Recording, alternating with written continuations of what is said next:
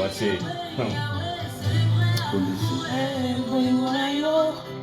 Inoubliable, amour inconditionnel, je suis mon meilleur ami.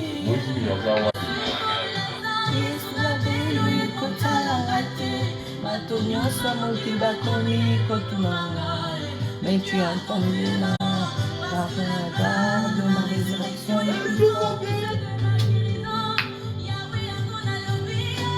C'est qui ça na yonga ye,